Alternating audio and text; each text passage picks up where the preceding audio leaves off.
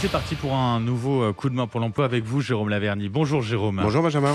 Alors, on retourne ce matin du côté du groupe Saint-Gobain pour cette opération Un mois, un métier, pour découvrir, c'est l'occasion des métiers à travers ceux qui les exercent, ces métiers. Qui les exercent et qui ont réalisé des parcours antérieurs et notamment des études pour y accéder et qui se projettent bien évidemment. Et c'est tout l'intérêt de cette rubrique dans une évolution de carrière. Et on en parle avec ce mois-ci les métiers de la finance et nous sommes avec Lise Nolot qui est contrôleuse de gestion au siège de l'Asturienne, entité du groupe Saint-Gobain spécialisée dans les matériaux de couverture. Bonjour. Bonjour à tous les deux. Soyez la bienvenue sur Sud Radio, on est ravis de vous accueillir ce matin pour parler de votre métier et puis également de votre parcours. Comment vous en êtes arrivé là déjà pour expliquer un petit peu aux auditeurs qui n'ont pas l'habitude ou qui entendent juste ce terme de contrôleuse, contrôleur de gestion sans savoir ce qu'il y a derrière. Est-ce que vous pouvez l'expliquer en quelques mots, ce qui se cache derrière ce poste? Alors le contrôleur de gestion, il y a à la fois le mot contrôle, donc il doit s'assurer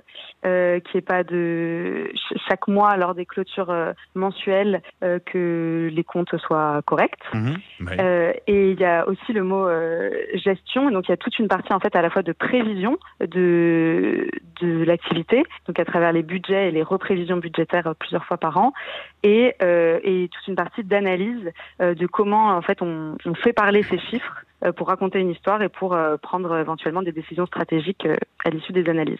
C'est le poste que vous occupez actuellement. Est-ce que c'était un objectif en soi lorsque vous avez fait vos études d'arriver à un tel poste dans un tel groupe? Comment vous en êtes arrivé là?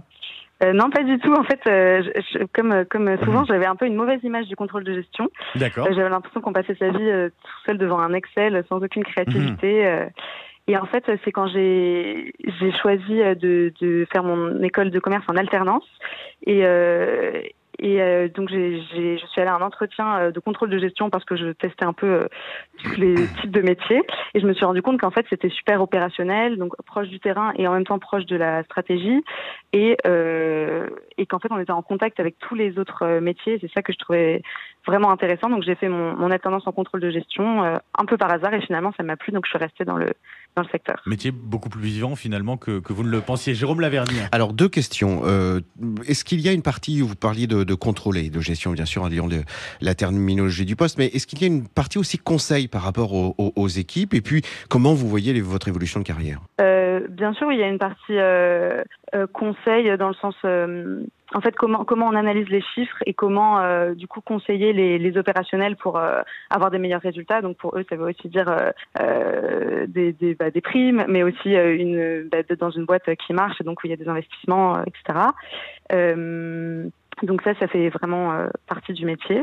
Donc un échange dans les deux sens, c'est-à-dire que eux viennent autant vous voir que vous justement vous les conseillez? Oui, exactement. Parfois ils viennent nous voir avec un problème spécifique et parfois c'est nous qui pouvons les alerter sur un point qu'ils n'auraient pas forcément vu.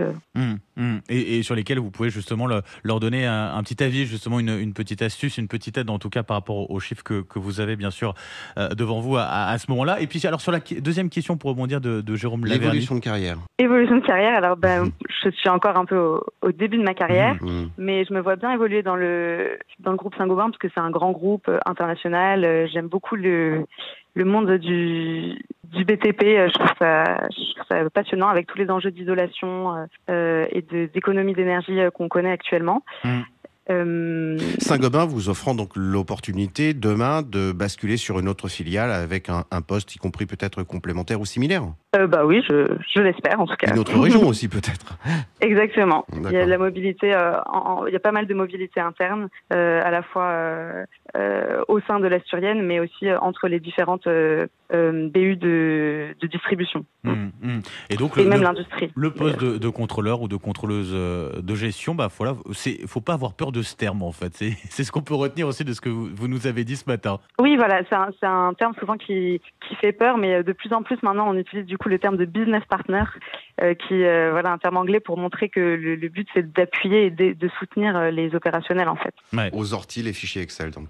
Voilà. Non, il faut quand même ne pas avoir une phobie d'Excel.